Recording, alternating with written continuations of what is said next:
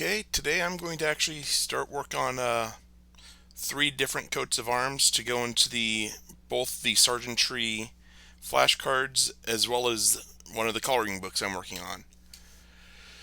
So today I'm going to be working on this one, which belongs to let's see, Duchess Gabrielle McBain. I'll be doing Duke Davin Steingrim's, which is right here, or Steingrim's Sons, and Duchess Octavia's, which is right here. One of the things I like doing is, if I already know I have a background or some elements that might work, I'm going to just drop those in, because why draw something more than I need to? So here's a idea of some of the stuff I've done. I'm going to look for a per chevron field.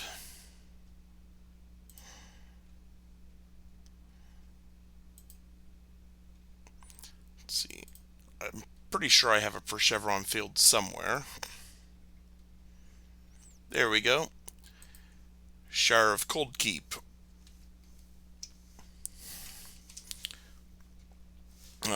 Actually, before I do that, I am going to drop in my reference image. So, like I said, this one belongs to Duchess Gabrielle McBain. Go to my directory of reference images and find it. And while I'm in there, I'll copy the name, and I opened the wrong one.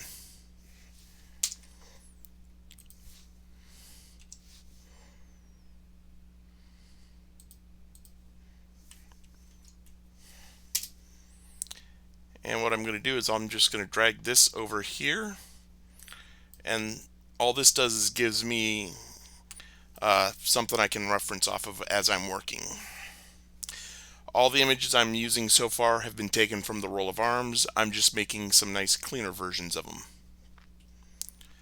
Okay, I've got that locked. I can close this out, and let's open up Shire of Cold Keep.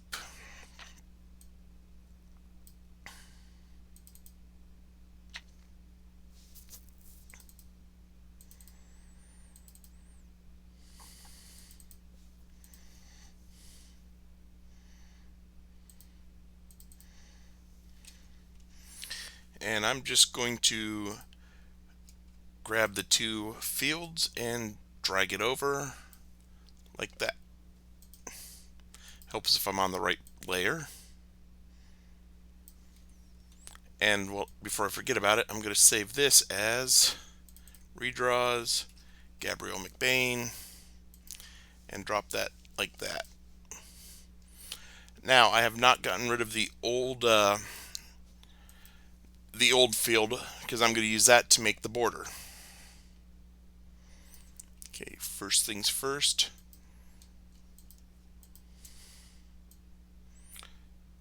Get that dropped where I want it, and let's get the colors right.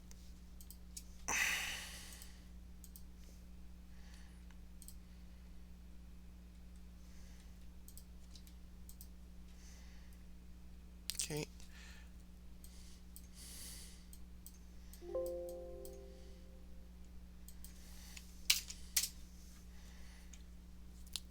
That works for the gold or ore. And let's change this azure to purpur. 128, 128. Now that I've done that, I'm going to minimize those real quick and make a duplicate of this and resize one of them down. Now that it's resized, just shift it a little bit, because with the shield shape, when you resize it down, it doesn't keep it as nice as I would like. That's going to be a good enough border. And I'm going to select both of those and go up to Compound Path and hit Make. Drag that on top, and we have a simple border. Now, since we've actually got I'm not going to be using the Compound Path for the border, just because I have to do cutting and that gets in the way. I'm going to lock those. I'm going to uncompound this path and work directly on the actual layers. So we're going to hit release. I'm going to actually turn off the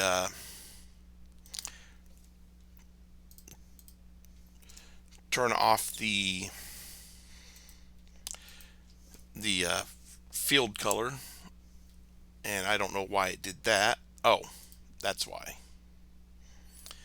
Okay, now that I've turned that off, I can select this, and with that selected, I'm going to hit C to bring up my cut tool, and I'm going to cut this line right where you see it.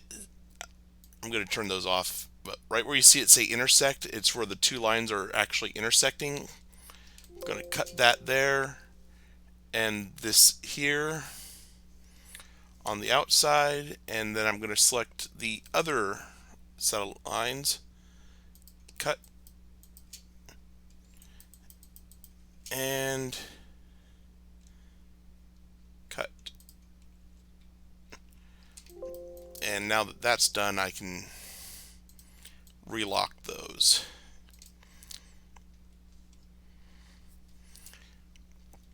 I'm going to turn those off real quick and turn off, there we go. And I'm going to select these 2 points and hit Control J, and that will automatically join the line, and that should follow the same line as the chevron on, as the per chevron on the field. And now I'm going to duplicate that on the lower one.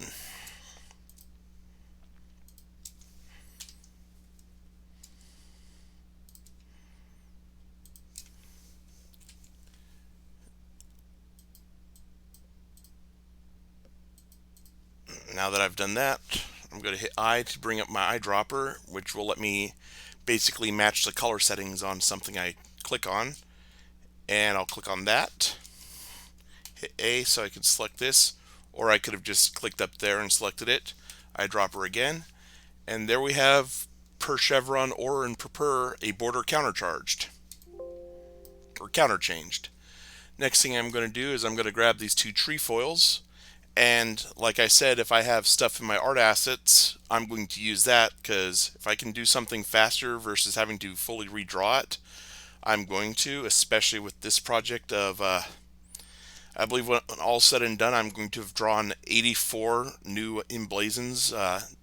This project is all the past kings and queens of Ontir. So I'm going to bring up my art folder, and for this part I'm going to be using the SVJ library that Viking Answer Lady has put together. Ganora has done a really wonderful job giving such a wonderful asset to the SCA. I'm going to actually open up, and since these are SVJs, Windows will not natively open it, but she also provided web pages that you can actually open them up, and each web page will embed the SVJs, and she has it nicely organized. So for a trefoil, I'm going to want plants, and there's a trefoil. And for this, I'm just going to go down to T until I find it. And yeah, I know there we go. Remaximize that. For some reason, Illustrator likes taking it out of maximized window whenever I open something from Windows Explorer. And I'm just going to drag this over to here. I can close out the cold keep one. I can close out the trefoil. And I'm going to scale this. I'm going to first of all adjust the stroke, because I do not need that big of a stroke. Drop it down to 1. Scale this down. And I'll start my adjusting. I'm going to... Why is it not wanting to snap to? So if it doesn't want to snap to, I'll just drop 2 guides where I want it to snap to. try this again. Okay, now that I've got it in a fixed place, and I'm going to drop a guide over here so I have one on this side that I can work off of. I'm going to select this. I'm going to hold down shift while I use the arrow key, so using the arrow key in Illustrator moves it about that much, where holding down shift moves it about that much. So I'm going to shift down once and shift over. I'm going to think 5 times or not shift over, but just arrow over 5 times. Nope, 10 worked a lot better, and a shift move moves it 10 arrow clicks. So now I'm going to hold down the Alt key, and you see how my cursor changed. Alt drag, and I'm going to hold down shift while doing that because that will let me drag it in a straight line. The Alt key allows you to copy. So now that that's over there, I'll hold down shift, and there we go. We have the 2 trefoils placed. And for the unicorn rampant, I'm going to also go back to Ganora's art library because I know she's got unicorns in here. Let me bring it up in here. And I actually already had one of these open. So we're in beasts. Go to let's see, unicorn rampant. There we go. And this one does not actually have any special things like guard it where its head's looking at you, reguard it where its head's looking behind you. It's not maintaining anything. So I can just grab it and go. No modifications needed.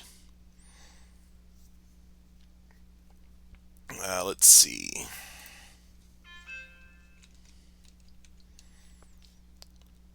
One moment. Oh, I did not want that. I wanted this.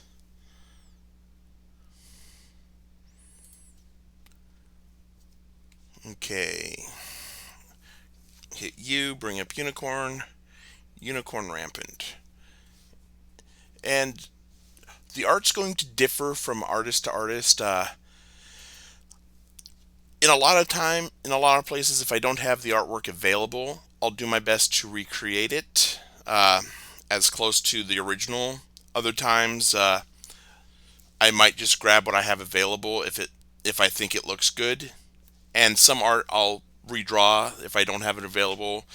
An example of that would be the arms for the barony of Heraldry, which has a griffin on it, passant, and the passant griffin I had did not look anywhere near what Heraldry's look like, so I just redrew off of Heraldry's. Just because trying to maintain some of the style that we have. Let me actually bring up Heraldry's real quick. That will be under Principalities.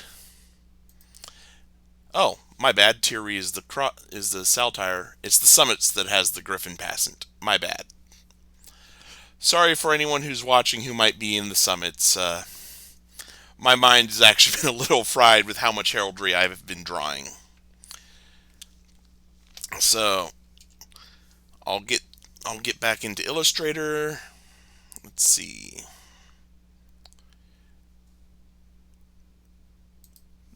There's Illustrator, and I'll just drag this over to Gabrielle McBain.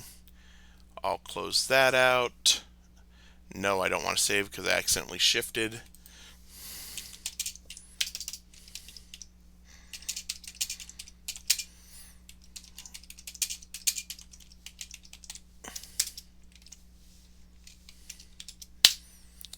And let's see, we'll do some quick scaling down. One of the reasons I like setting the stroke is if the stroke's 2, it might look good up that big. The stroke doesn't look too bad, but if I scale it down, the stroke stays at 2 and we get that. So I usually set it to 1. Sometimes I'll set it down to the 0.75 or 0.5.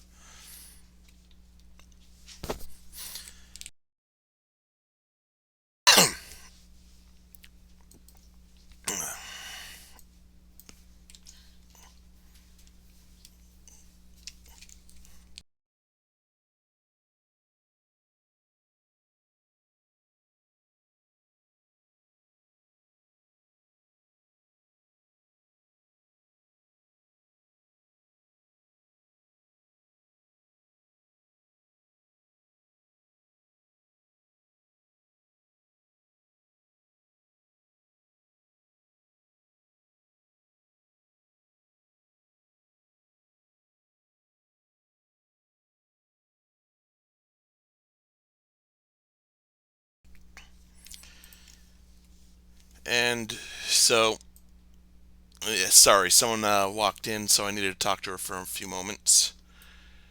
Uh, Gonna drop that roughly in the center. I'll recenter it a bit more and just scale it up till I can start filling up the field.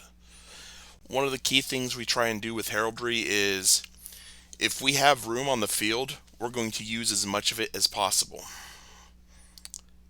You'll notice I made those a lot bigger uh, to fill up as much room. I'll probably scale them down just to match roughly the size of the image the unicorn's going to give me, because they're in the same charge group.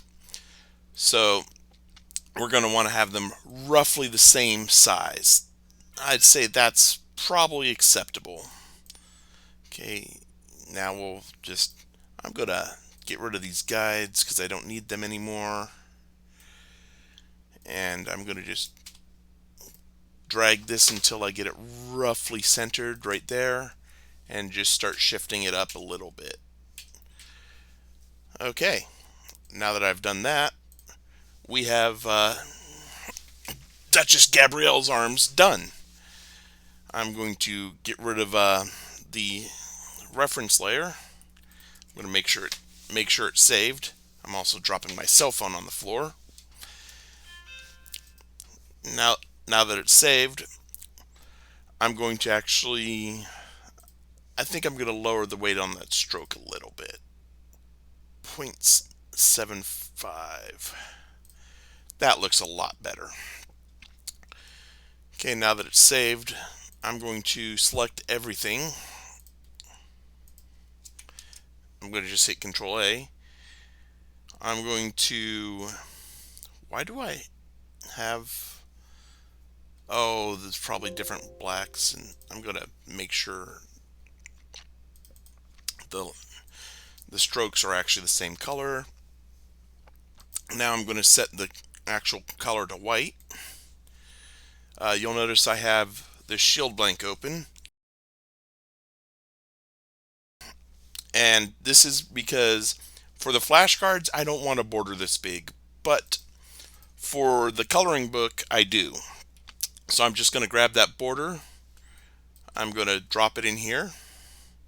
And the reason I made sure it was saved before I started doing any of this is once I get this lined up right there, I'm going to hit that, hit Control C, and hop over to find where I have, there we go, there's InDesign, and I'm going to just copy and paste it onto InDesign. And now that it's in there, I'll snap it to the borders right there, drag it down there, and I'll center it. And now that that's in place, I'll hit save this. I'll go here, and the changes I made to make this black and white and to add the extra border, I don't want to keep, so boom. And we're going to move on to the next coat of arms. So I've already got a file set up in here. I'm going to open this up. This is my default starting point.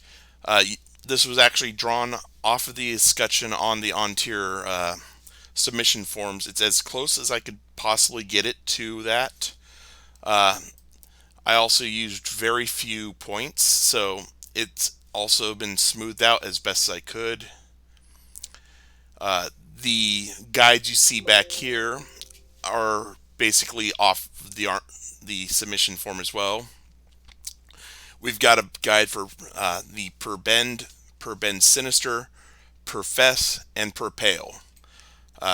Or if you need to do extra, basically using this you can also get quarterly, per saltire, gyrony. Gyrony gets fun. It's the sixth division, so basically picture each of these lines on top of that, and every other one would be like azure or azure argent. Since it's divided into more than 4 pieces, you cannot make it either both colors or both metals, you have to make a neutral field. So for the next one, we're going to grab, I believe this is Baron Davins, or not Baron, sorry, I just demoted him. Duke Davins, which is going to be, by my numbering, KQ24. And I'm going to need the alignment because I do need to drop a chief onto here. So here's how I make my chiefs. I look at my alignment lines. I'm going to actually lock these down so I don't accidentally move stuff around. I'll draw a box. And a chief is roughly the top quarter to top 1/3 of the device. It can change. Basically, if the chief's charged, you might want to go a little bit closer to the 1/3 mark, which I'd eyeball to be about right there. If it's not charged, you might go closer to the quarter mark, which is about right there. This is a charged chief, so I'm going to drop it right to there. And now that that's there, I can get rid of my alignment layer because I don't need it anymore. Okay, let's open my reference point. Davin D. There we go. Copy his name. This is also letting me keep the exact same naming structure as the roll of arms. Okay, so make the layer that this is going to sit on, drag it, and drop. Now, one of the things we do want is identifiability. I know this is a goat's head. Most people are going to be able to tell that this is a goat's head, but one thing that we like to see is internal detailing. So like for sable, you'd want to use either argent or ore. For this one, I'll probably use ore just to match the background field. Basically lines that give definition, draw out the mouth, the lines around the nose, the eye. Goat horns usually have a spiral or other detailing in them. And up top we have ducal coronets. This is actually my flashcards I've made. That as I draw each one, you can see that some of these are pretty rough. As I draw them, I'm going to be replacing them onto the flashcards to make a much cleaner set. And they're actually designed to print back to back. So it's dual-sided printing. The front side has the emblazon, and the back side has who it belongs to, a little bit of information, the peerages they're a member of. So he's a royal peer and a knight. We have some who, like a countess and a pelican, and the numbers I made are unique so that they go in order. So there's Countess Morag, first Queen of Antir, KQ2. I just totally forgot his name. First King of Antir, KQ1, and so on. Duchess Anhrod. And some of them have been king and queen way more than once, like Anhrod. But I'm basically going off of the number becomes in order. So she's the second queen, but she's KQ4 because there's two kings and a queen before her in my ordering of this. So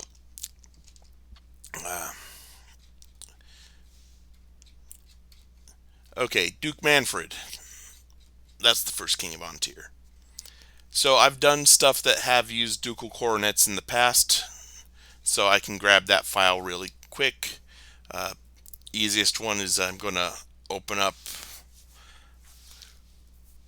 Hultwig's, because that's a ducal coronet, that's a ducal coronet. So we're going to go back into Illustrator. I'm going to save this off real quick, make sure I don't override my I've got backups of that, but it's always a pain in the ass if I accidentally override that and need to go into another directory, grab it, etc. Because by the time I realize I've done it, I've already closed out, I'm already on the next one, and I can't undo it. So let's go to Hultwig's, grab the ducal cornet, and you can see the difference between the scorpions I drew, or, well, these are also from Viking Answer Lady, but you can see the difference just between that and these. And in heraldry, a scorpion is a scorpion is a scorpion. I'm going to draw it differently than the scribe over there, who's going to draw it differently than the herald down in Three Mountains. It's just, when it comes to it, it's a scorpion. Now, some people have preferred ways of displaying it, but when we're working off a blazon, we might not know their preferred way. And I'm really not looking forward to this rainy border because I don't have one in art assets.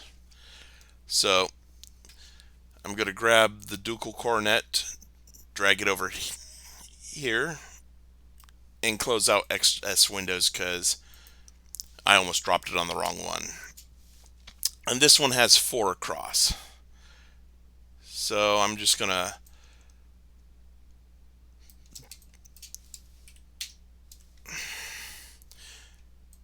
make 4, put a little bit of spacing between them.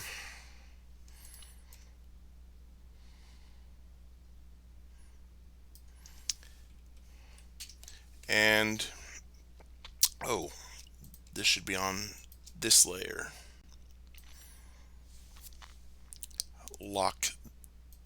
Drop this down here. So if I have to do drawing on it, I can. Lock that. Okay. Now that I've done that, I'm just going to resize these.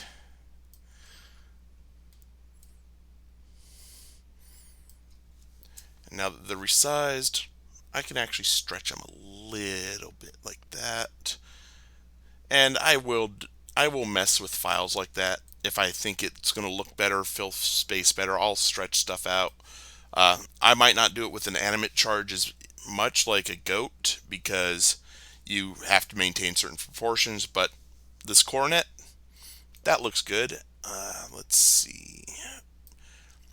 Now let's drag it so it centers.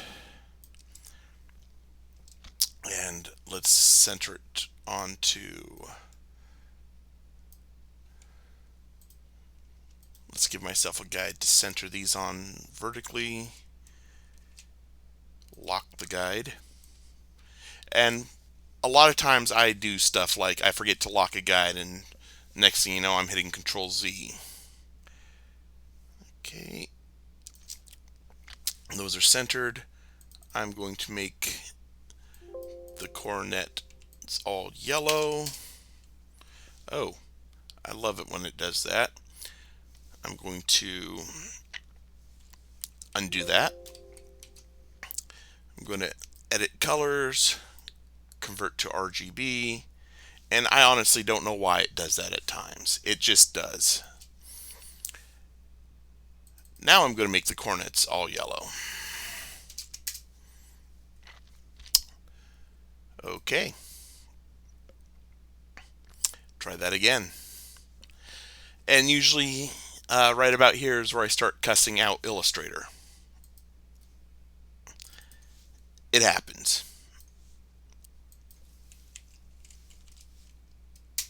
There we go. And I did like it with this little area blacked out, so I'm going to do a quick change on that.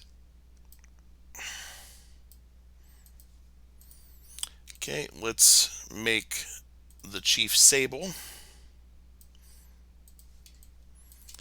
Let's make the field ore.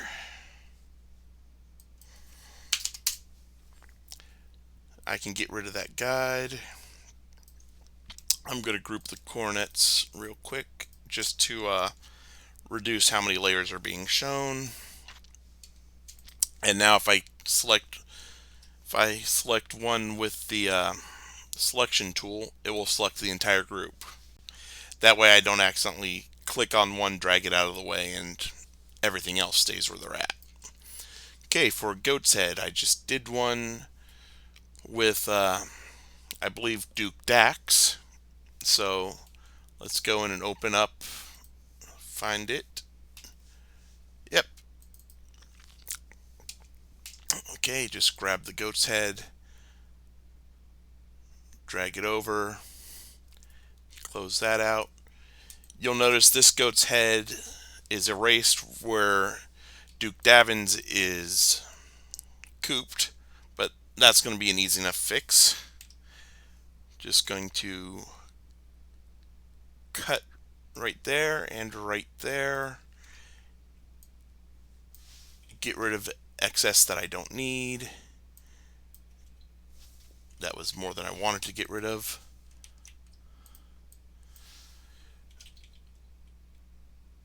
Okay. Okay, let's see. Bring up my pen tool. That looks about right.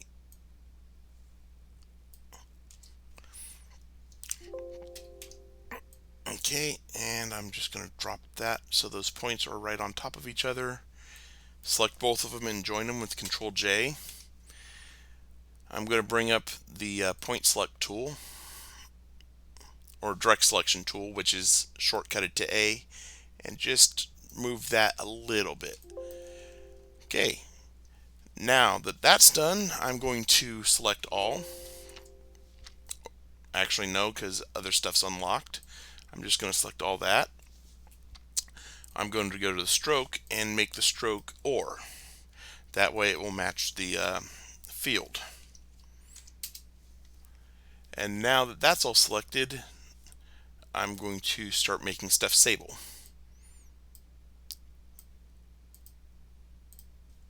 And you'll notice that inner detailing really helps that out versus the original. Now that that's done, I'm going to mess with the eye. Direct select tool, so I'm not selecting the whole group. And let's open up DAX again.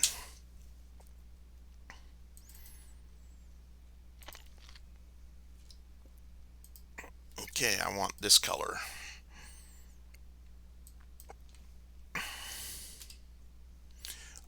Let's see.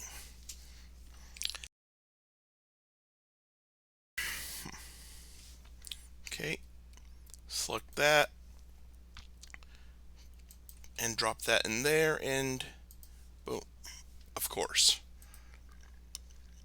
Edit colors, convert to RGB. Try that again. There we go. Now, the other thing you'll notice is Duke Davin's goat's head is too sinister or contorny. Actually, in blazoning, it would be contorny because it's not doing something too sinister, which basically means it's facing the sinister side of the shield versus the Dexter side of the shield. Dexter and sinister, Dexter being right, sinister being left, and it's shown on the shield as it would be by the person holding the shield. So right here's sinister, right there's Dexter. Or a better way to think about it is stage left and stage right. So we're just going to select the object, transform, and reflect it. Boom. Now I'm just going to drop it on the shield like that, and there we have Duke Davins. I can get rid of my extra layer, save it. Here's a fun trick I'm going to use. I'm going to select everything and hit D, which takes me to the default colors. But for some reason, default black is not the black I want to use. It's a little bit lighter. It's probably something for print, but there we go. And now I'm going to grab the border drop it on, adjust it, and drop it where I want it. Copy everything. Oh, that's something that I neglected, which I can fix. Okay, stroke. Let's see if that's all it takes. Okay, that's all it took. Uh, Basically, some of the stuff in here took on the when I made it white, all these extra lines here took on that. And I'm gonna minimize that real quick. Okay, that's already 1 point. Okay, swing over to InDesign and just drop this where I need it, drag it out, and this lets me have everything in this coloring book be pretty much all the same size. Save this, close and don't save, and there we have that. Check email because I heard something come in.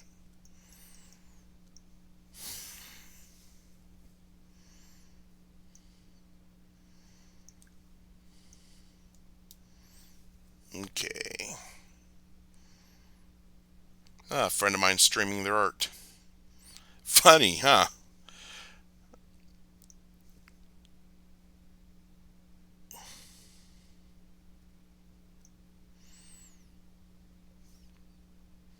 Okay.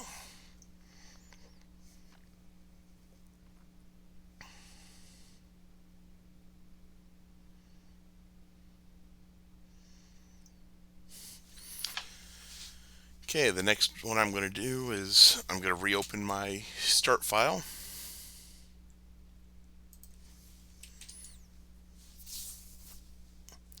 I'm going to, what's the next one I need? Well, first of all, I need that. Center it. Okay, there's Duke Dax is in place. Duchess Octavia.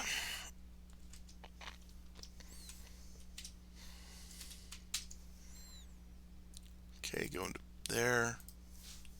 Octavia. Okay.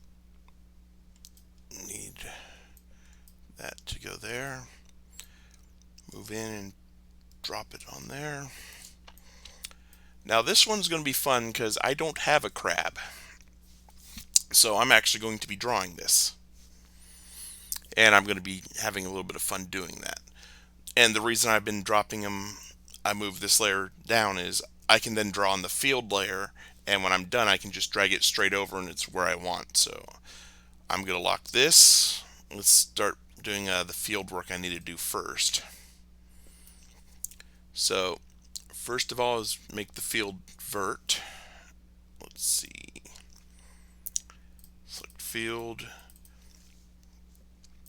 And so with green, you don't want 255 green. That's not a heraldic color. What seems to work the best is 128. That's a nice dark heraldic green. Now that I've done that, I'm going to zoom in here, find the center point on the shield, and put a guide on it. And then I'm going to lock the guide because I'm going to be working off that a lot. And this is going to be an actual pretty easy, an easy enough draw that I should be able to do it in not too much time. First thing I'm going to actually draw is I'm going to do the coronet. And I'm going to start by doing, I'm going to select my pen tool.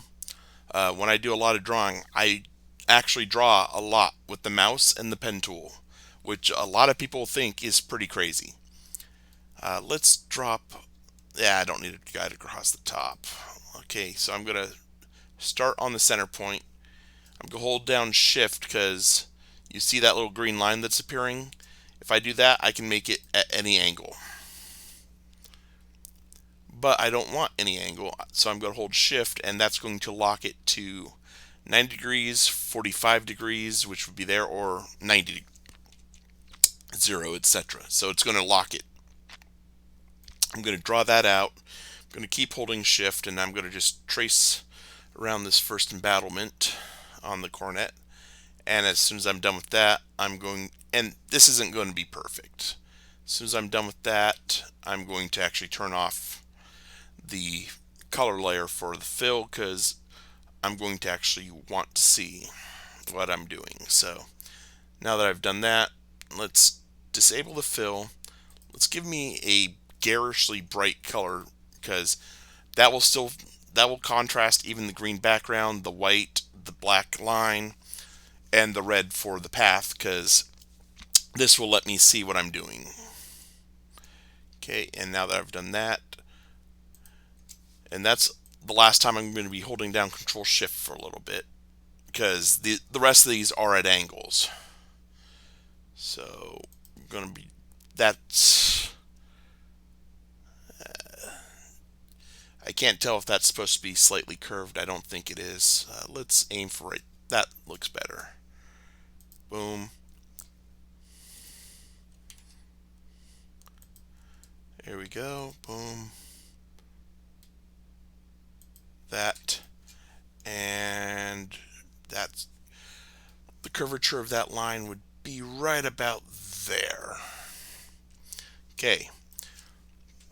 Now that I've done that half, I'm going to finish up by dragging and clicking to right about there. I'm going to hold down Shift and C, which will bring up a tool that will let me modify the path. And I'm just going to click the point and drag it until the path gets somewhat close to what I want. And you can see that little red path start basically inching in on the black outline. Now that I've done that, I'm going to use my select tool, select this, and drag it over. We're going to reflect it, transform reflect. I want to do on the vertical axis, and then I'm going to drag it back over here. And now that that's connected, and I'm butting everything up against this guide, I'll just select, I'll hit A for the direct select tool and select those 2 points and join them. And join those. Now for this lower part of the crown, and you'll see the crown wasn't perfectly symmetrical on the escutcheon, because what I've drawn is symmetrical, but you can see it's a little bit off on the side, and that's why I'm using the guide as I'm going and not just trying to go all the way around, because this lets me just do a quick mirror, and instead of tracing all the way around, I only have to trace half.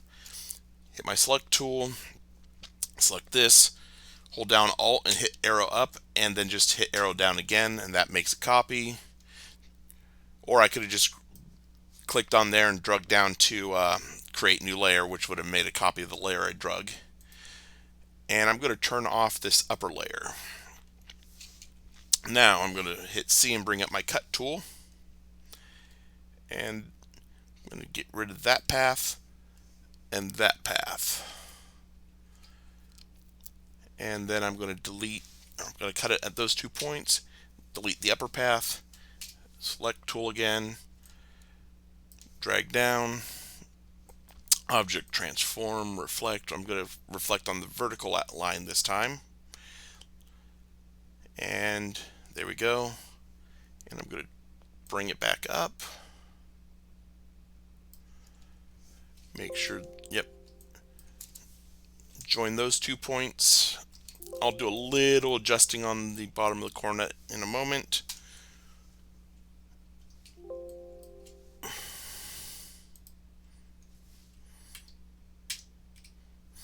Here we go.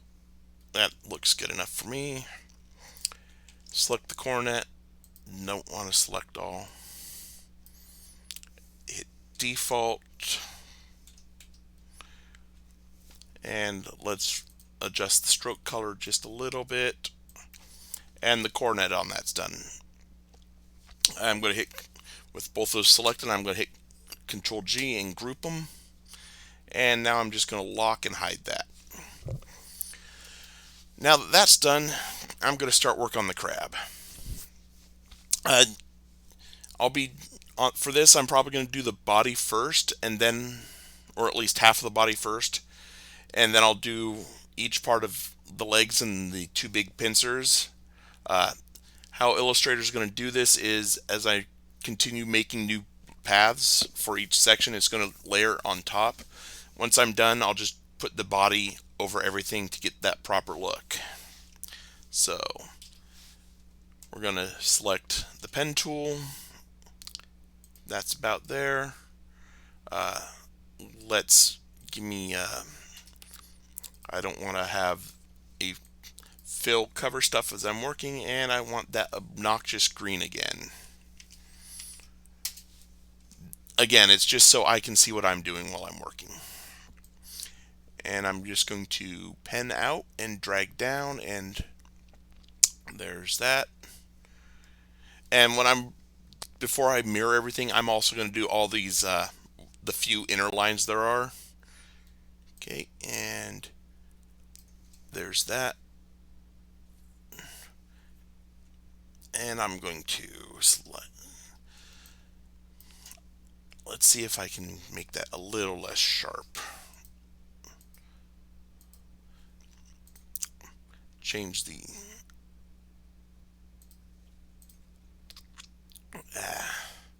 good enough. Okay, now that that's done, and you'll see me as I start doing lines, I'll be hitting like O because it's right next to the P, and then P again. That will turn it off the pen tool, and then I'll put it back on the pen tool, and it will let me start another line without having to worry about the pen basically wanting to connect to. Here, I'll show what happens if I don't do that.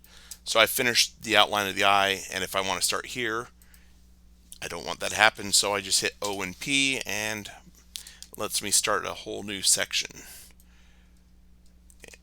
And a lot of my time is spent doing this. Okay, there's that. That looks good enough. I'm going to adjust the stroke again because I don't want it to end as a hard cap. I want a rounded end. So there's the rounded end versus how it goes to default. The rounded end just makes it look a little bit nicer. Okay, and now I'm going to do the eye. I'm going to bring up the circle tool.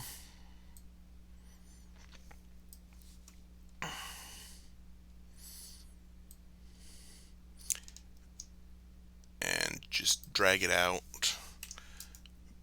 Adjust it a little bit. And that's good enough.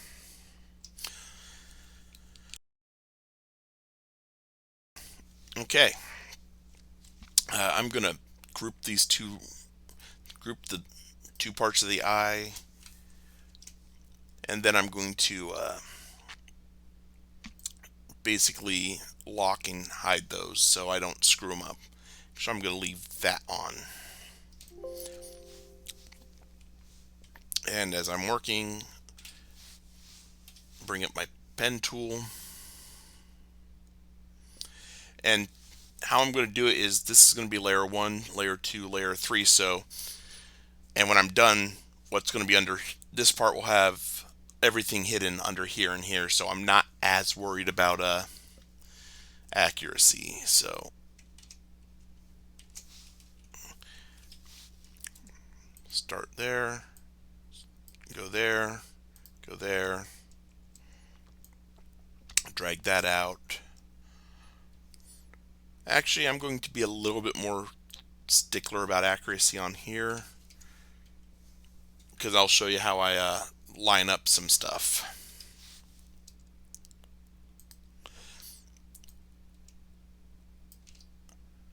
Okay, drop that there. Let's adjust the line a little bit.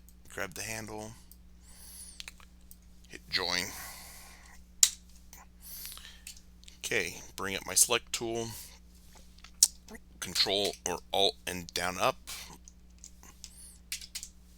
and I accidentally held Alt down too long and I made two copies, not shifting the copy I made back up.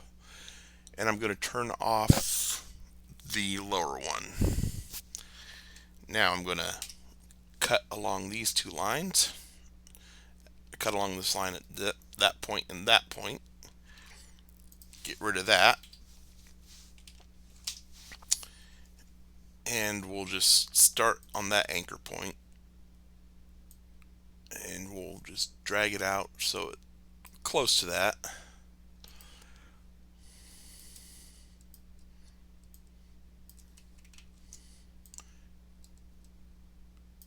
Okay. There we go.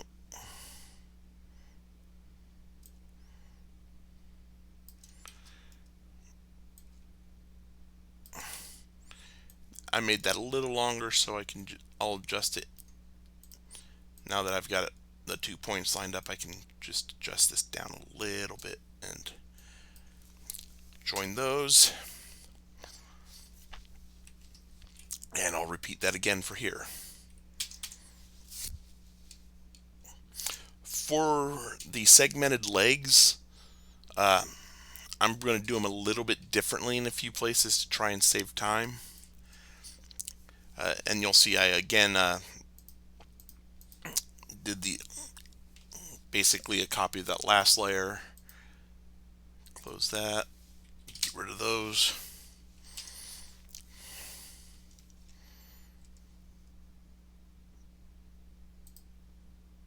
Okay.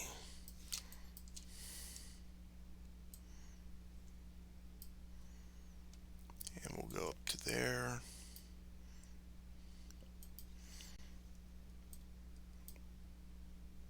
Okay.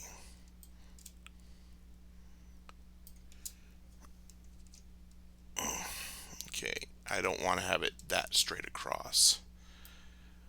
Again, I'm working off of a pixelated pixel-based image in a vector software, so the lines I'm putting down are going to be blow this pixelation out of the water. Okay. Okay, let's see if I can get that curved the way I want it. I think so. We'll drop that point onto that point and do any fine. I don't think I need to do any fine tuning. Okay, and do this one more time.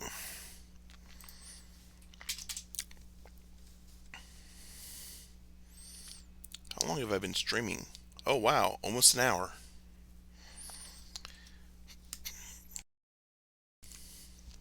Okay, bring up my cut tool again.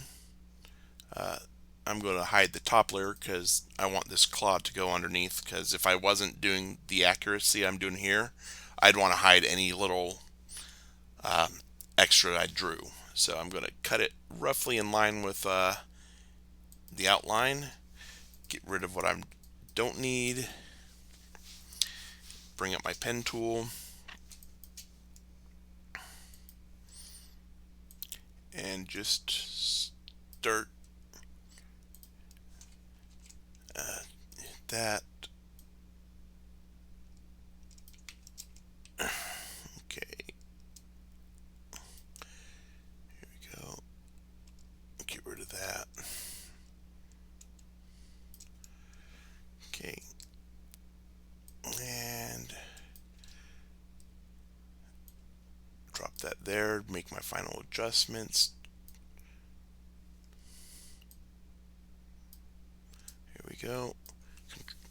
And join those. Turn these layers back on. I can leave that one off.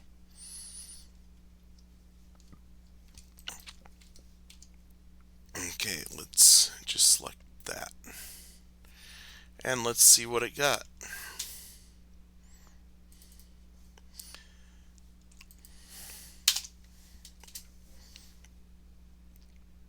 And we'll adjust the stroke color.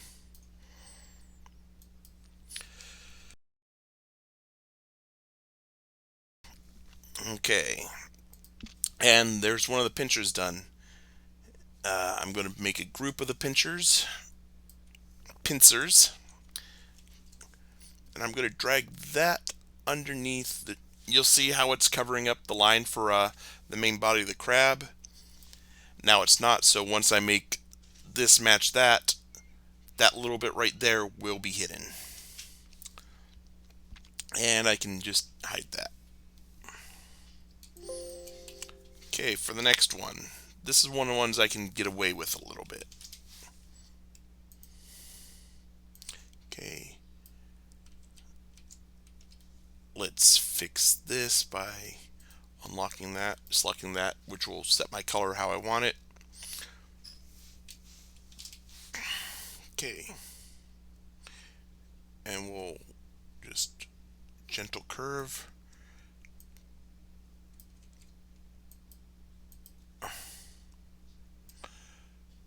Gentle curve. Gentle curve. Okay.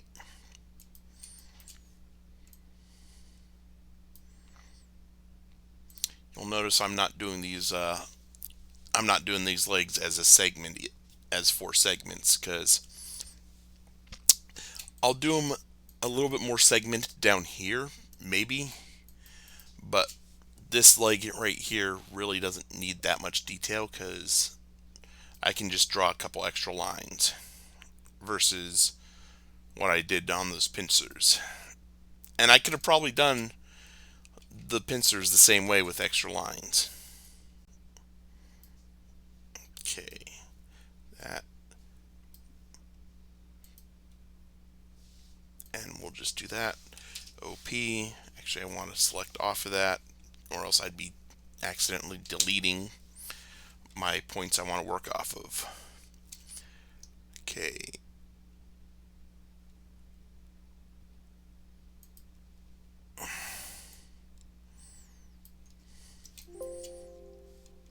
Oh, what did I do there?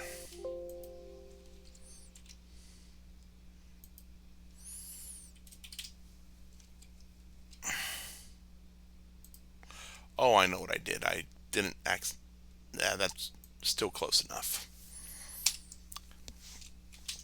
I missed clicking to get rid of one of the handles and letting me come off at an angle without following the Bezier curve. And that's why I make sure that's not selected. Okay, intersect or anchor points found. Okay.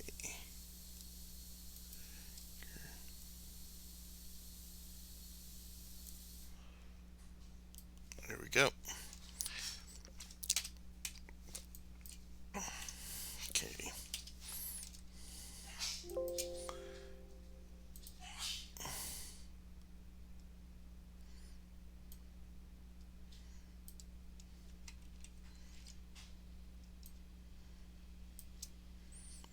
Okay, we'll just take care of that.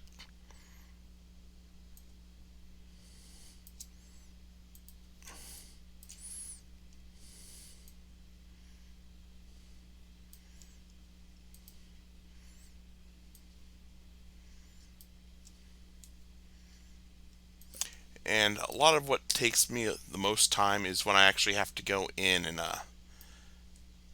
actually do a drawing like this versus what I've already got in my library.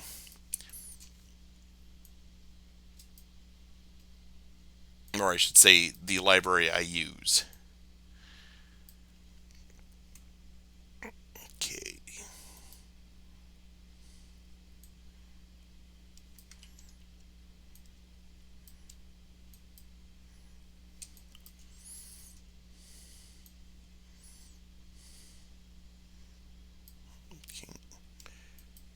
And connect those two.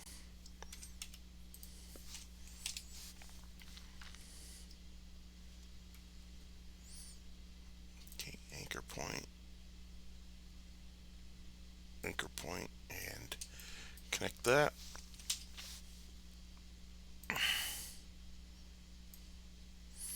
And the reason I'm trying to anchor it to either a point or onto the path is so that as I scale stuff up and down, gaps don't start appearing in where I have line work done. So if it only came to here as it scaled up, that distance would extend versus if it's actually on the path, it's fixed to another part that's scaling it.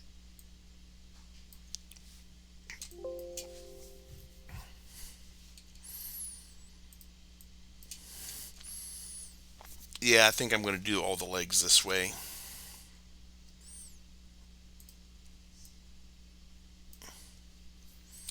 So we'll just come over here.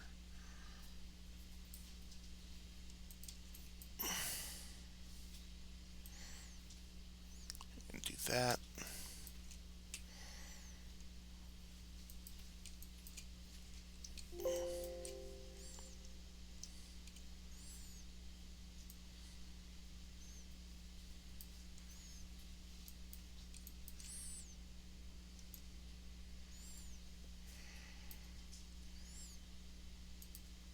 Okay.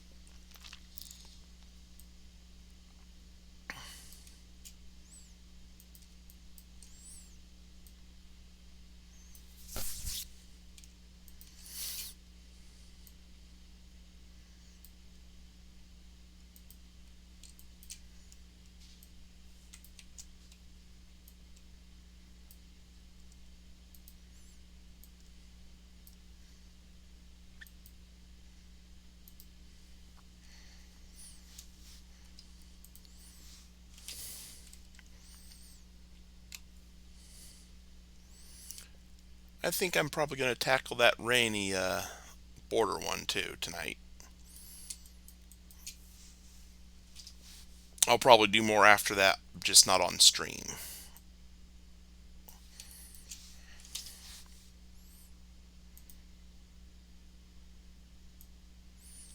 Okay.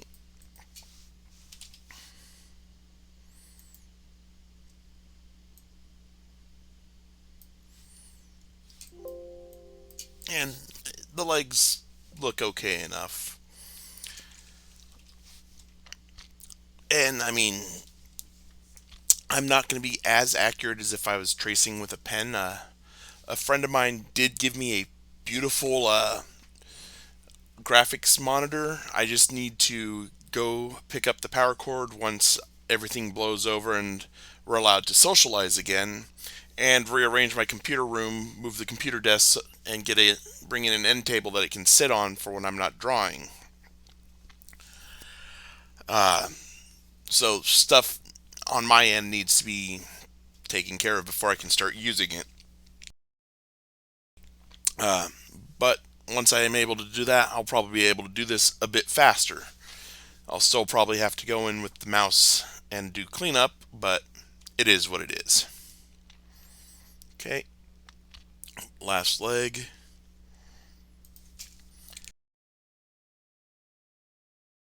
Okay, we're gonna once again and I'm just eyeballing this, so hit that joint, hit this joint,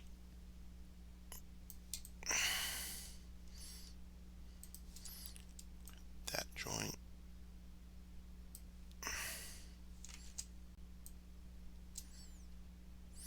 and for some of this I find it easier just to Control Z and undo a line I put than trying to nudge it around with other tools, because in the time it took me to do that, I would have had to hit the direct select tool, move the point, then start adjusting the handle,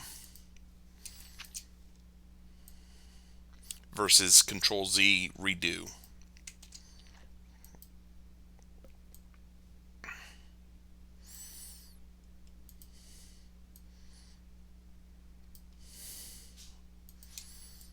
Okay.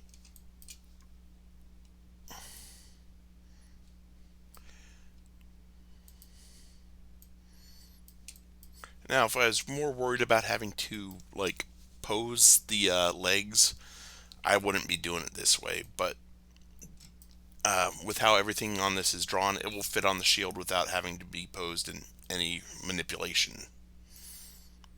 Okay.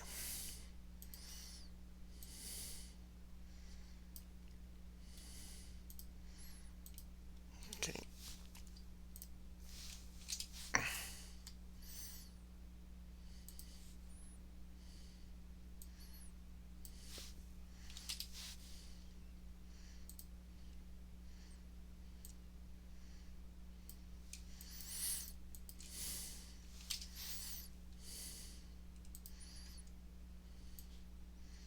Okay.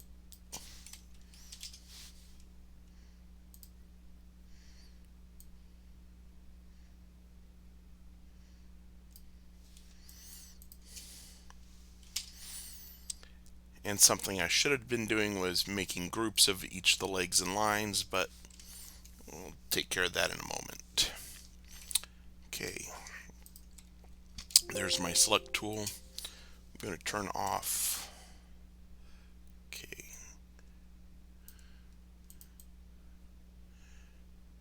Select, select, and turn off that layer. And group. Now all the lines are a group. I'll turn that layer back on. Select it and group the lines and the layer. I mean, you don't need to do it this way. It's just how I like doing it.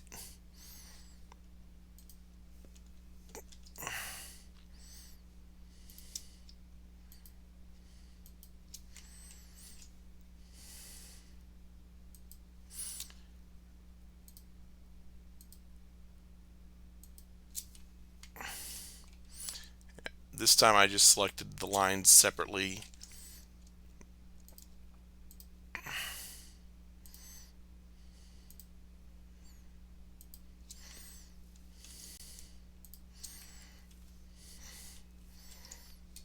Okay, I'm going to unlock layers now. Turn that back on, turn that back on, unlock those. So, because I'm just going to lock that down. V. There we go.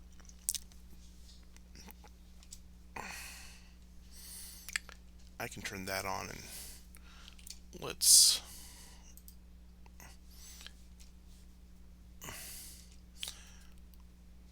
okay. V. We're going to transform, reflect it.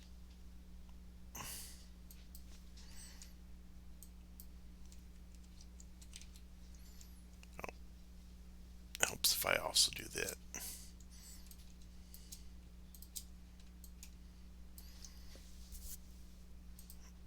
Transform, reflect on the vertical again.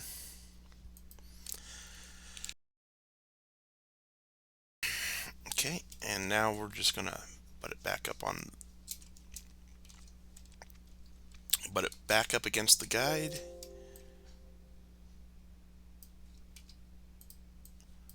Control J. That will get fixed in a moment. Control J.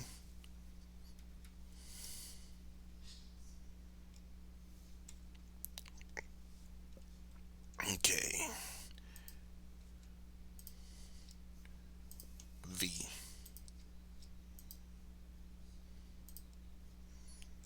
Okay. Control G. Make that a group. Make that a group.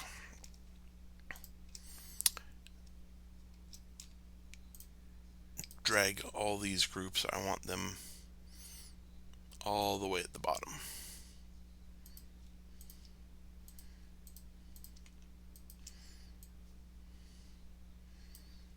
Okay. Now I'll just drag this under here.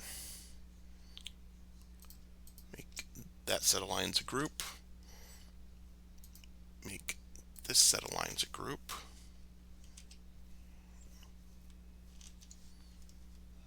Okay. Turn all this on. Make that a group. I can turn the coronet back on.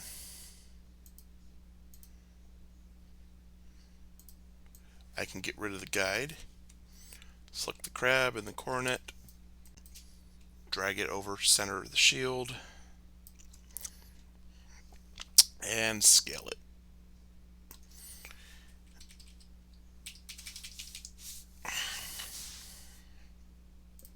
And there we go. There's Duchess Octavia's coat of arms. As close as I could replicate it. I can get rid of that, save it, and unlock that now. Make everything black and white. Do a final look over. Okay, nothing's being obscured.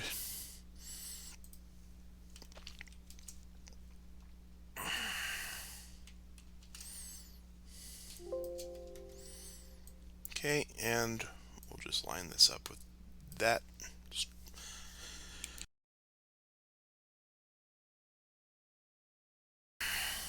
Okay, select everything.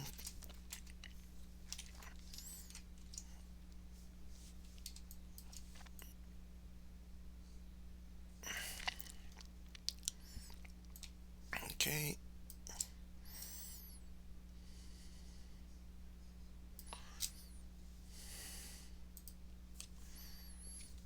And save.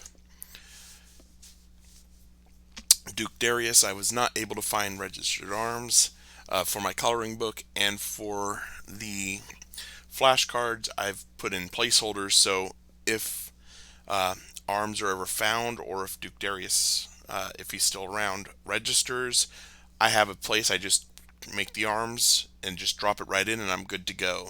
Numbering's maintained and everything. Duchess is just Cynthia. This is the one that one of the ones I've been dreading. Another one that was a pain to do was Duchess Lao Yu's. That I did last night. It took longer than I would have liked. Wigs, Torquils, that was an easy one. Steingrim was... I just want to hug him for having such easy to draw arms. There's Lao Yu's. The carp was a bit intimidating to draw.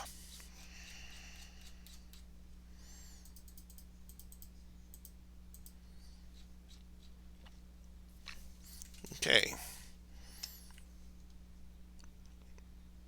I can close that. Close this. Don't save.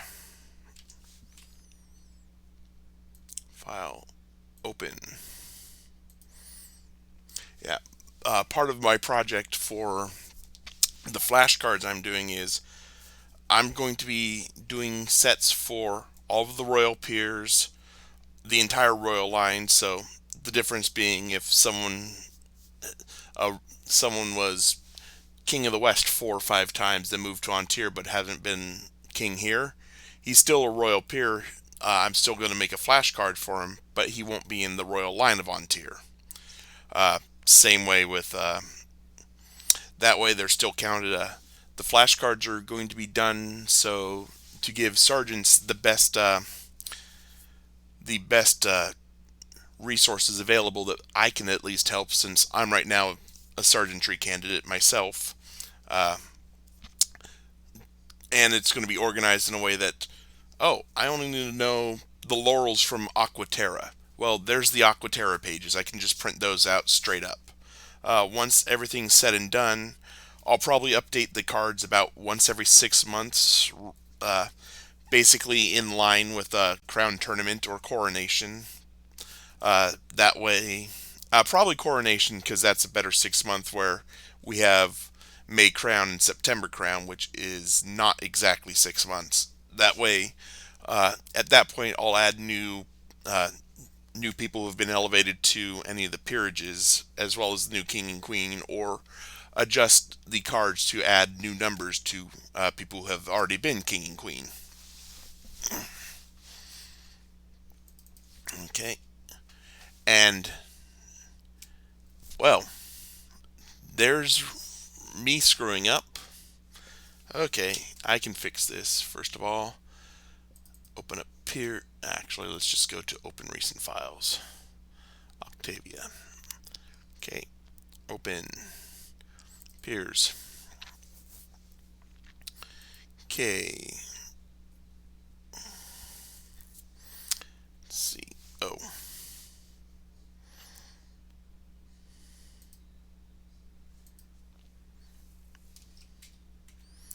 and this is why I try and make sure I save as before I actually start doing any heavy work.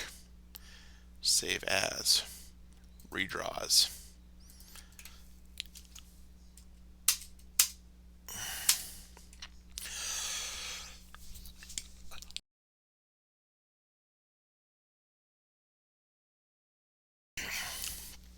Okay, now to fix what I screwed up. File. Let's see. Let's go to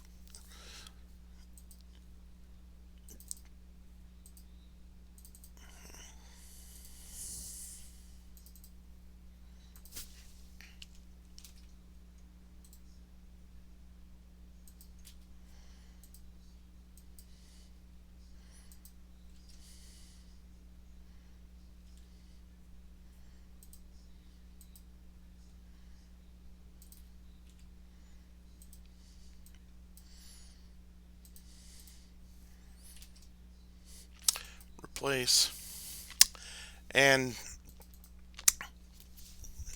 screw up averted. I can close this out. Okay.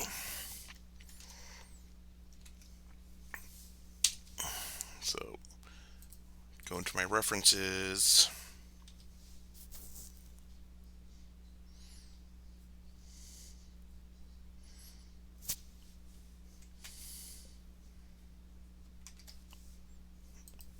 E.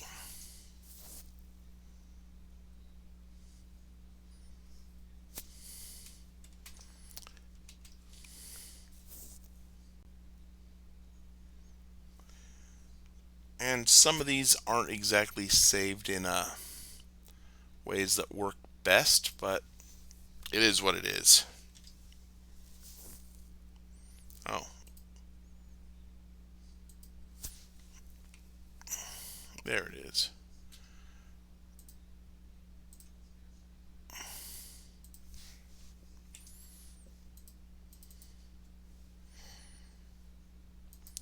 So that rainy is going to be a pain to do. And I closed a window I didn't want to close. Okay.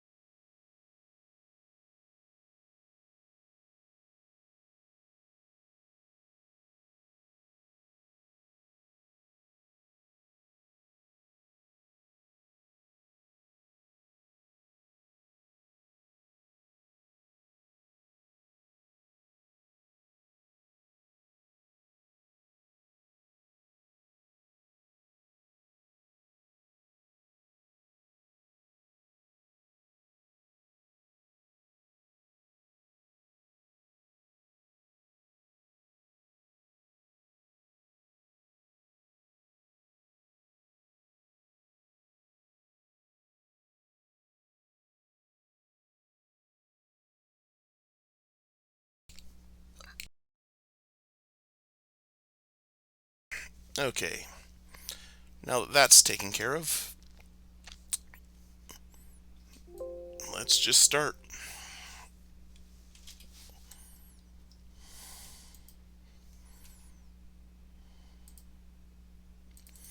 Get me that really obnoxious green. Set the strokes how I want it. And I'll be right back. I need to get up and turn on my light.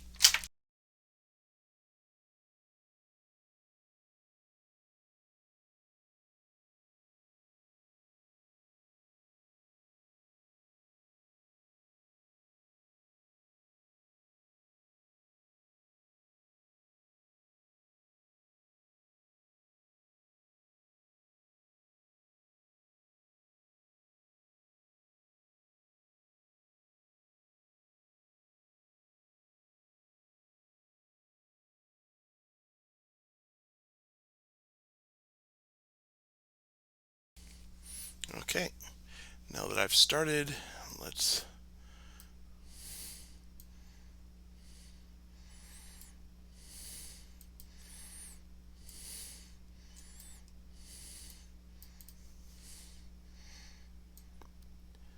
like I said, it's not too hard to do this. It's just this pattern's going to take a little bit of time, which I'm actually dreading when I get to the ones with plummetty.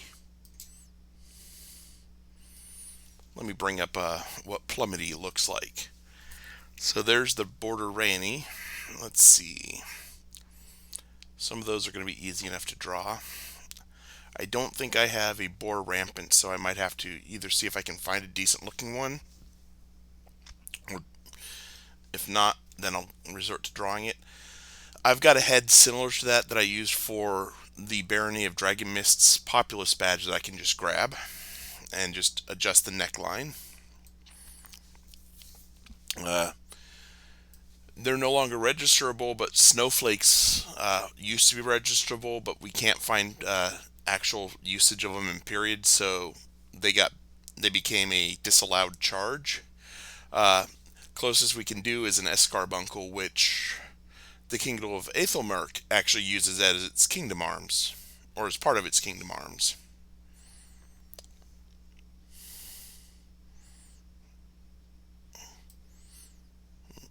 A couple carps, Niant. Let's see. I believe I have a serpent. It's a sea serpent. I'll have to remove some things to make it. Or a snake wouldn't be too hard to draw. A Vorant on its own, inannual Vorant on its own tail. Let's see. Lions are big in Ontir, of course.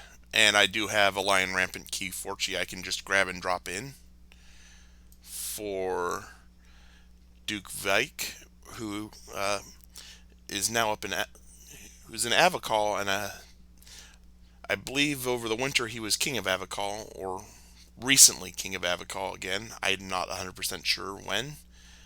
There we go. There's what plummetty looks like. I mean, it's going to be easy enough to draw. I'll draw one side mirrored up here, draw another side mirrored over here, and then connect as needed, and just copy the pattern across. It's just going to take a little bit of time. I believe that would be my Arcarius sister right there, number 68. Yep, Countess Astrid. She's also an Arcarius to Moonshadow.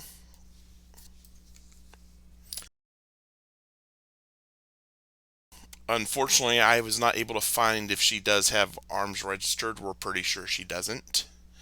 Which, as a herald and as her being my Arcarius sister, makes me sad. Okay, go back to my reference sheet so I can keep track of where I'm on here. Okay.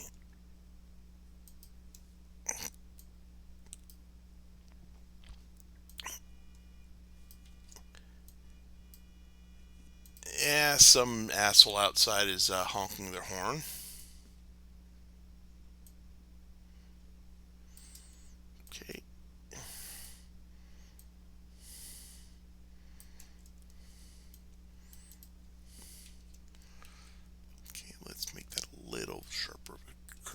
end. And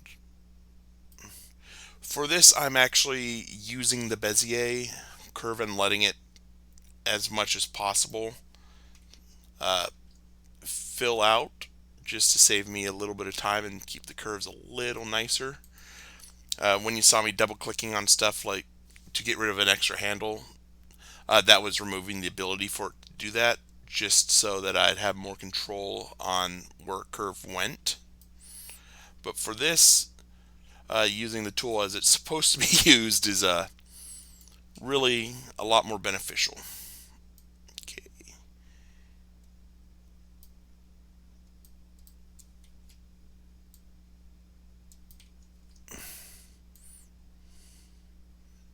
Let's see.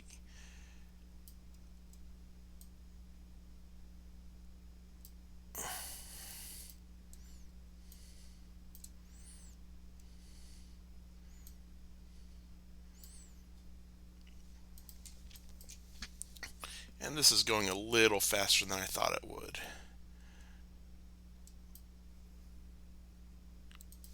But with this pattern I'm doing, I mean, I don't have to be 100% accurate to the lines, and people still know what the pattern is.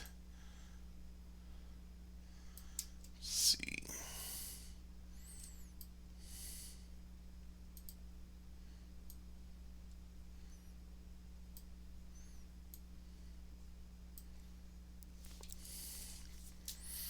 And the reason I can't just do half and mirror it is, if you notice how the rays are going, they're all going in the same way all the way around the shield.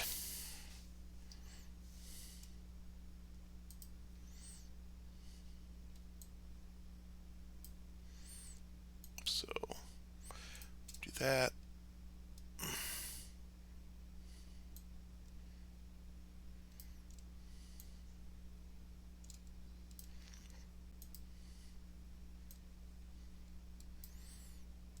And for those wondering why I'm talking like kings, queens, countesses, this project's being done for,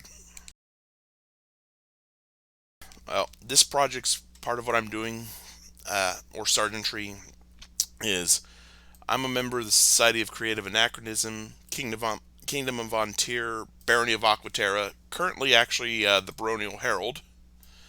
Uh, and so all the stuff I'm referencing is stuff society related. Uh,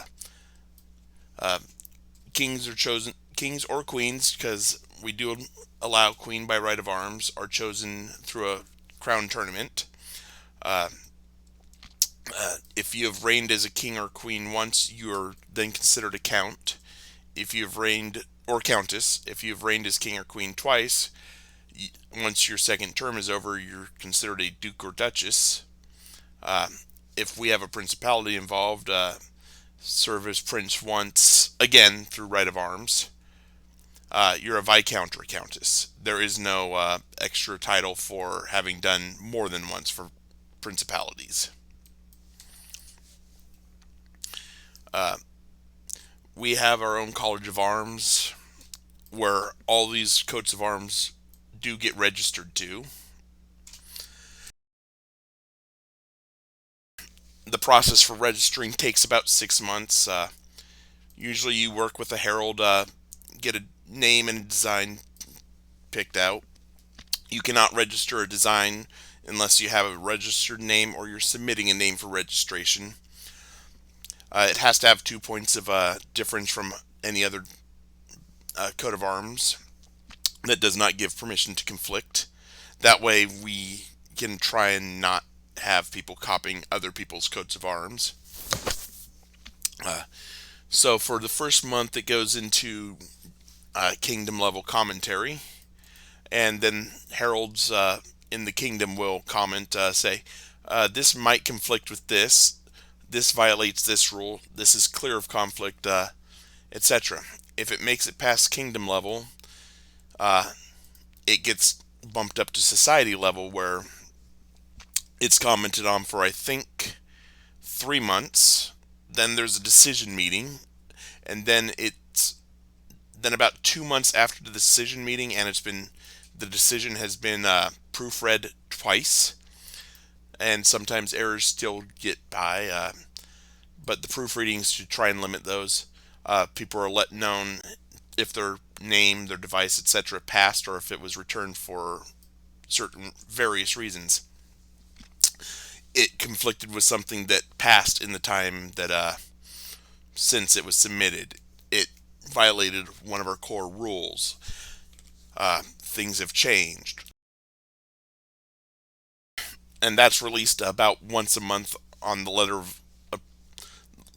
of acceptance, returns, and pens. Pens being, I believe, penned for redraw. And like I said, it's proofread twice, and sometimes things don't get by. But once it's registered, it is protected within society. We also do not allow people to register their real, like if you were in England and had a real world coat of arms, you could not register that with the society. But some people have taken their society coats of arms and registered them with a actual College of Heralds or College of Arms, such as Lord Lyon's College in Scotland.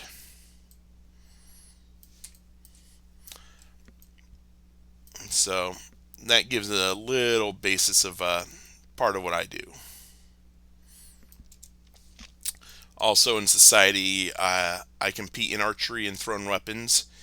In Ontir, we have the Order of the Grey Goose Shaft, where an Arcarius is the student of an Arcos or a goose, as a nickname, and basically, they an Arcos will take a student, and the order is a polling order, so the members of the Order of the Grey Goose Shaft will discuss with the king and queen if they think someone is ready to be elevated to the order. Uh, Order of the Grey Goose Shaft is the highest accolades an archer in Ontir can achieve. Uh, Other kingdoms have similar orders. The Green Hoods in the Middle Kingdom being the one I can think of most readily off the top of my head.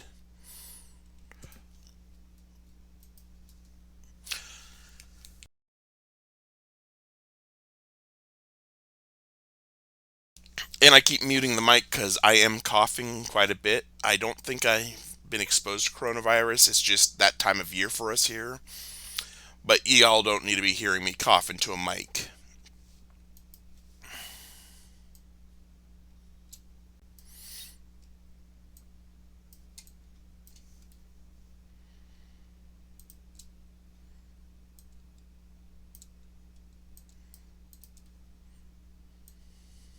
Okay.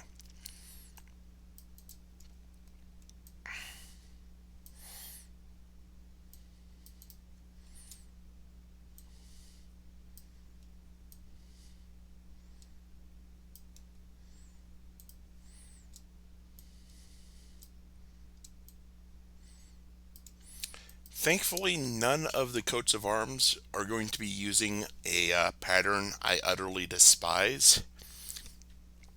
Plumety is close. Both of them are a variant of the potent field division. I mean field treatment. I do believe I have an example of potent. Let's take a look. SVG graphics. Well, there's Ver.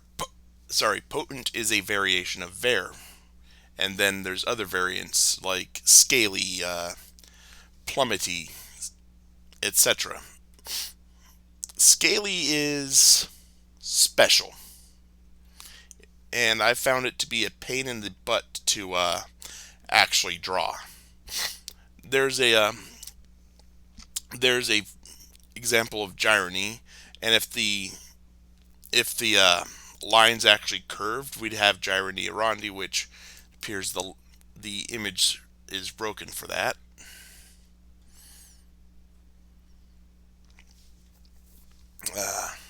Nebulae, wavy. Okay, back to what I was doing.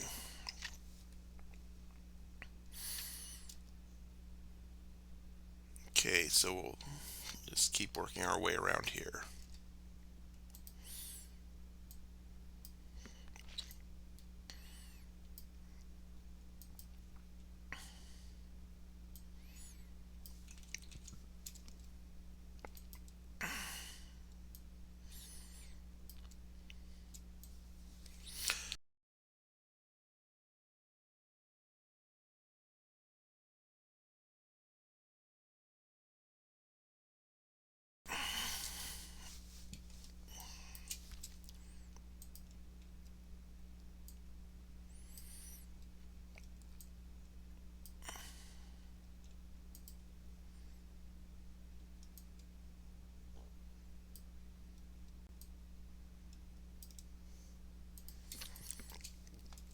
And the reason Rayany looks like this is it's supposed to basically emulate the rays of the sun. So that's why we have that little like flame pattern. And I mean, I've made some pretty good progress on that. Oh wow, it's 7:30 already. After I finish this, I'm going to stop streaming and actually deal with getting dinner ready.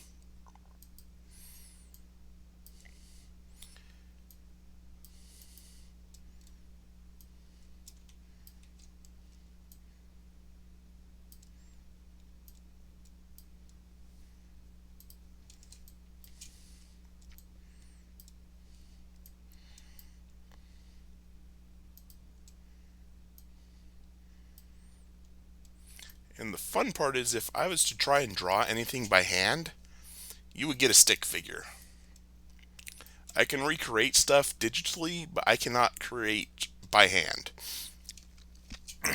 The silk banners I paint, I make my template in Illustrator. I do a large format print, and I actually trace it from that print onto the silk I'm painting.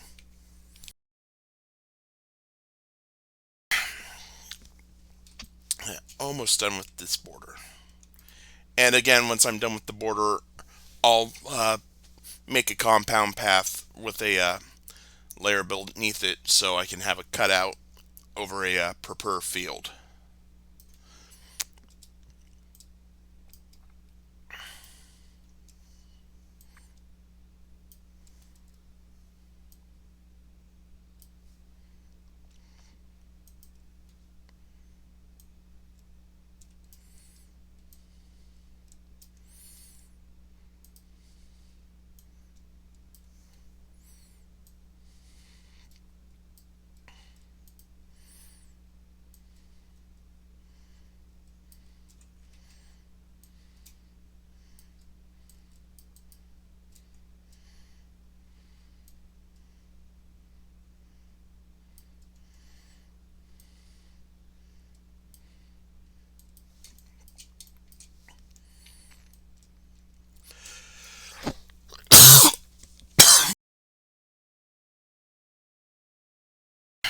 I didn't catch it in time that time,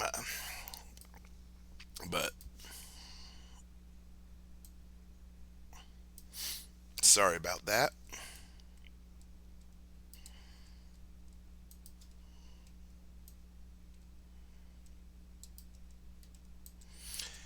And I'm not going to connect it. I could have clicked on that last point and connected the points automatically, but if I had done that and started dragging, if there's a handle on the other side, I could have thrown everything off. It's why I just do it like that, line it up, and then I'll join.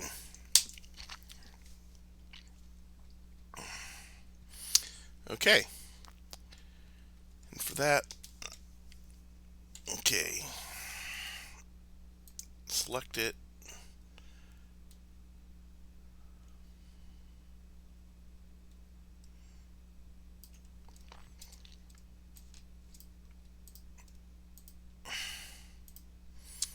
Okay, let's scale it down and start adjusting it to where I like it.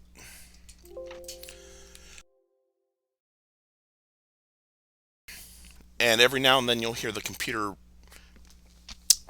basically chime some like it just did. It's because I zoom in using Alt and scrolling, and well, that hits there. And if I start doing stuff like holding down space to drag, the computer doesn't like that. The program hates it.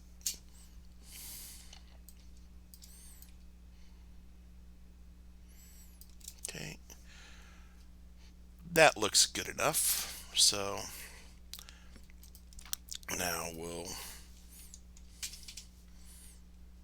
select both of those. Object, compound path.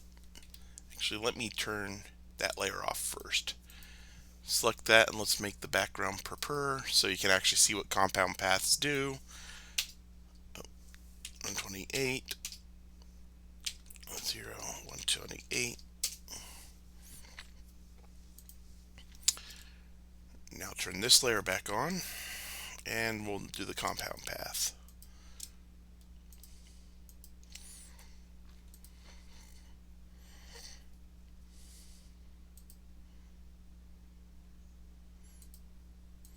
And there we go. We have a border rayony. I'll be using compound paths to make that heart voided, and I'm pretty sure I have a crown like that already drawn. So let's do the heart real quick. I already know I have one in Viking Answer Ladies uh, library, so bring that up.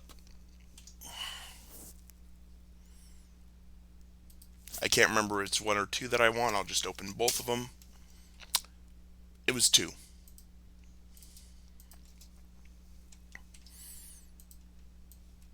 Drag this over. Close that. Let's make the stroke 1.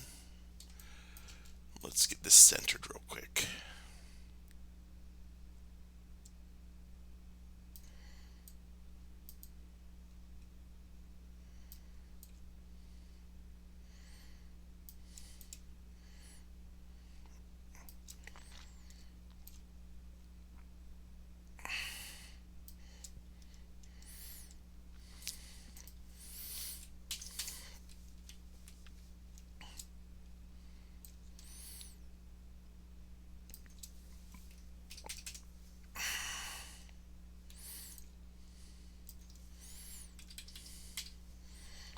And I'll just do some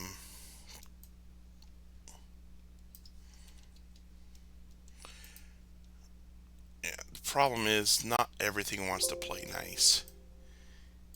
So let's cut this in half real quick.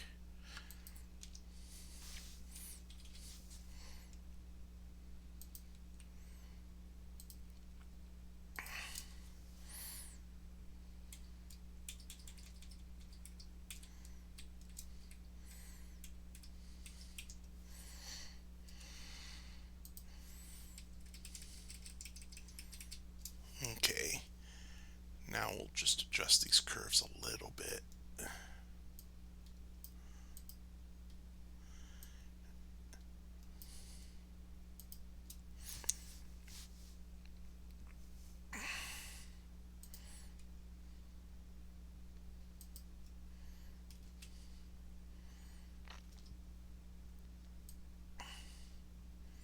There we go.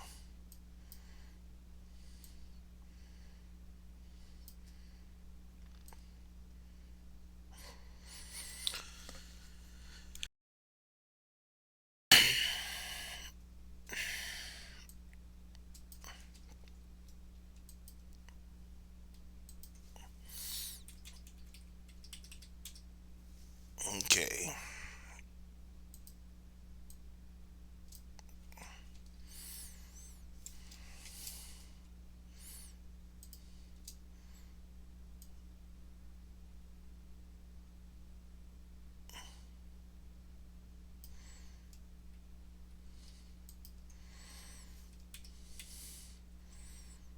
I think that's probably going to be as good as I'm going to get it.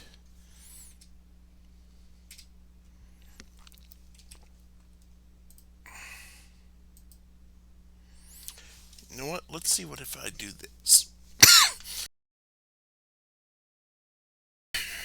Okay.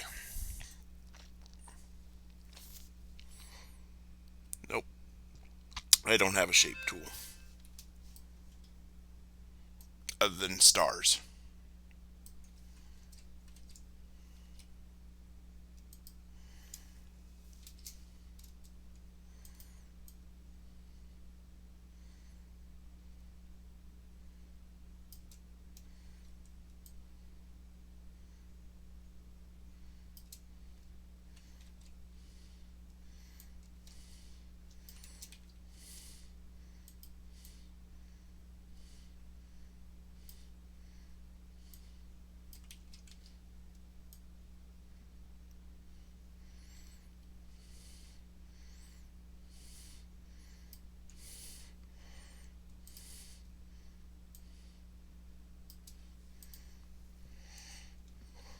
That's a bit better.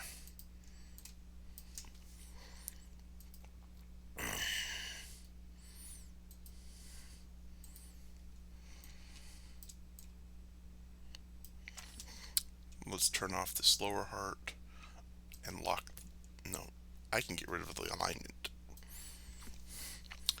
And turning that off works too.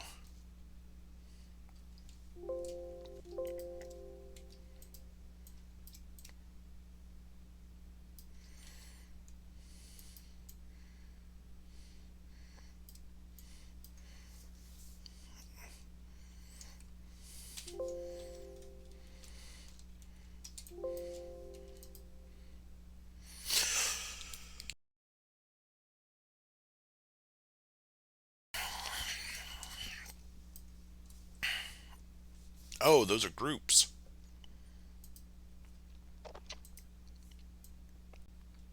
That's why it wasn't letting me do that.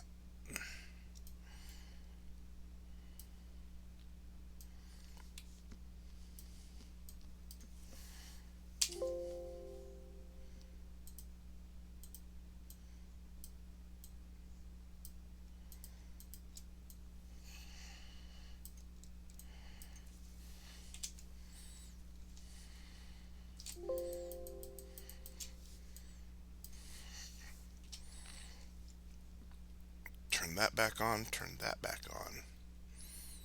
Okay. Object, transform, no, compound path, make, of course. Pull that out like that. Now let's try that.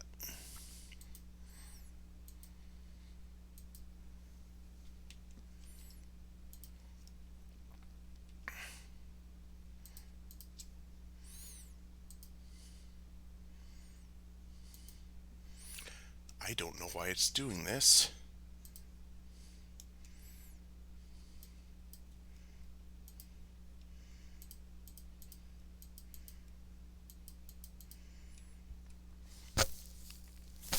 I mean, I could just turn the inner heart purple, but I'm wondering something. Object, compound path.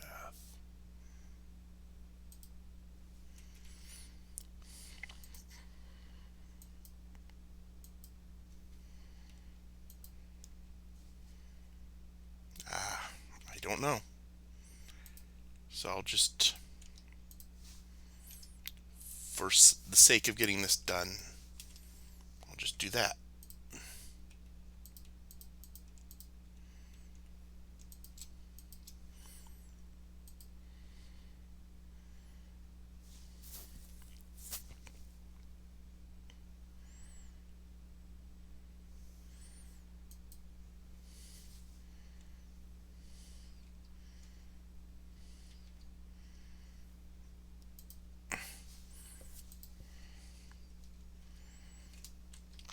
Okay. Let's see. Find one. Let's see what I got for that crown.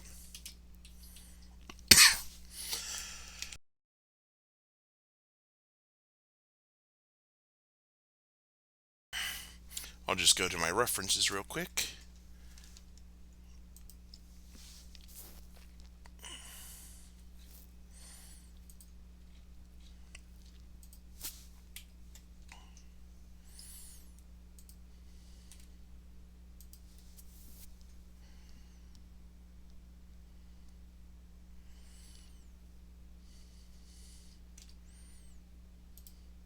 wondering something.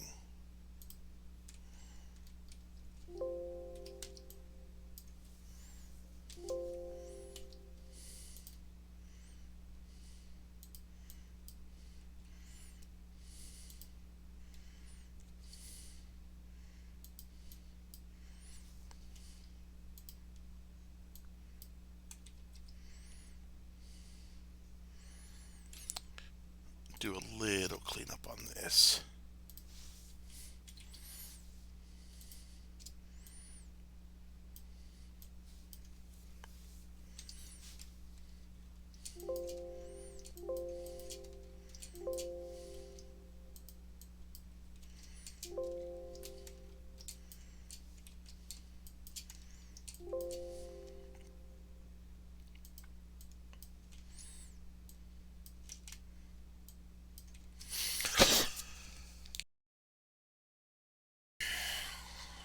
Check all the paths.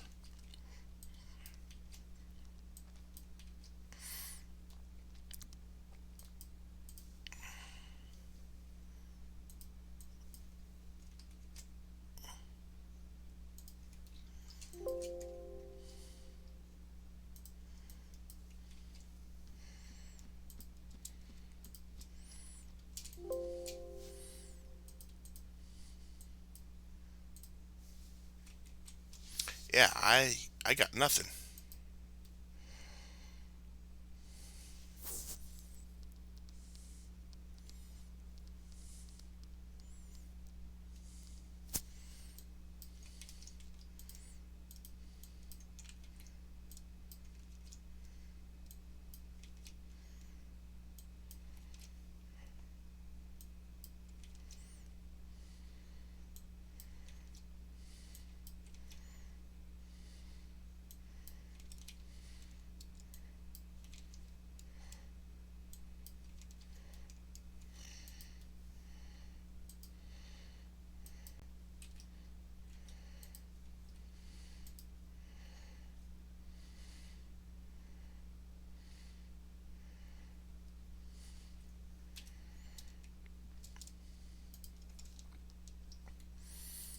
Okay.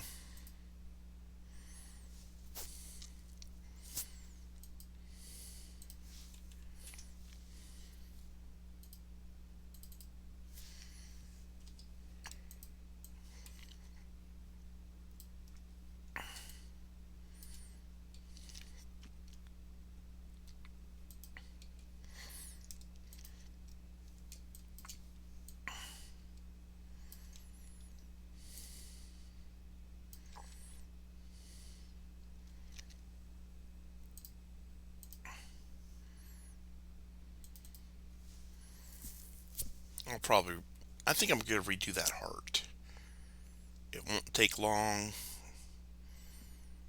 and I'll just drop myself. Minimize that, turn that off, lock that, lock those.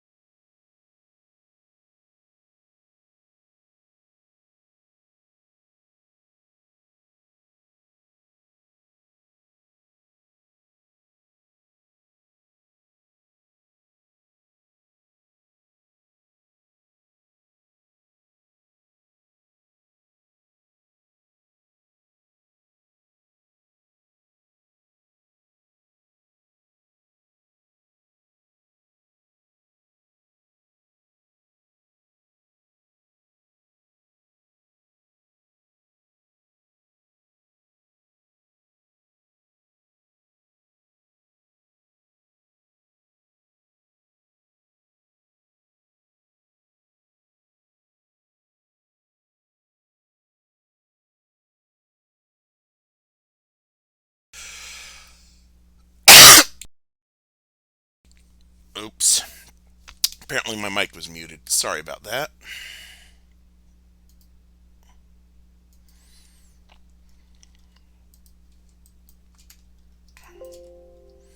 Now that that's fixed, get rid of that. Object transform, reflect.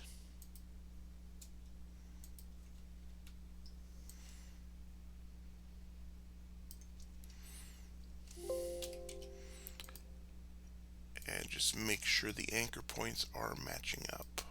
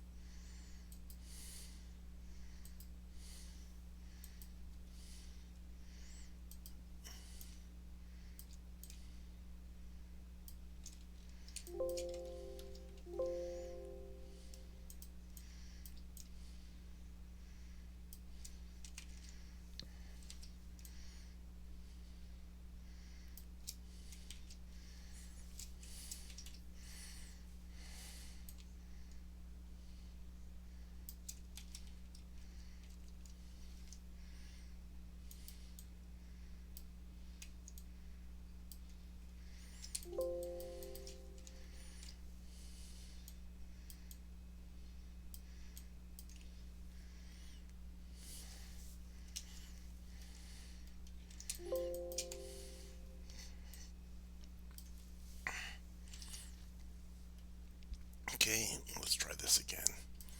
Get rid of the guide, turn that on, turn on the background. Oh,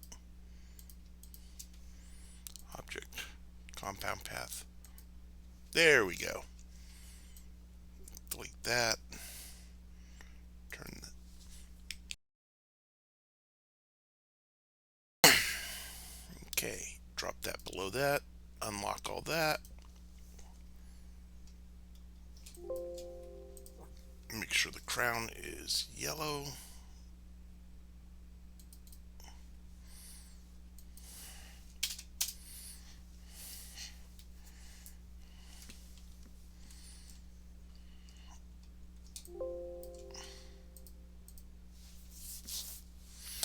I can get rid of that and save it.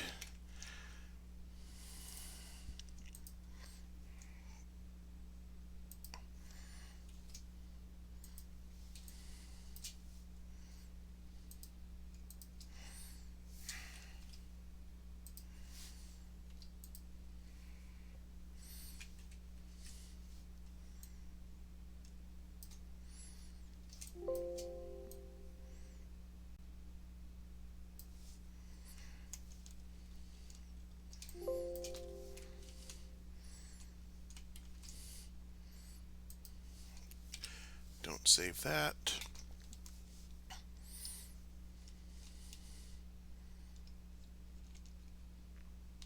Okay, we're going to drop this onto the coloring book.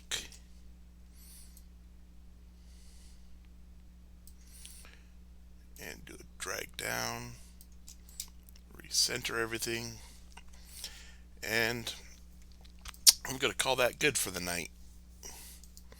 So everyone, if you're watching, have a good night. I may or may not stream again later.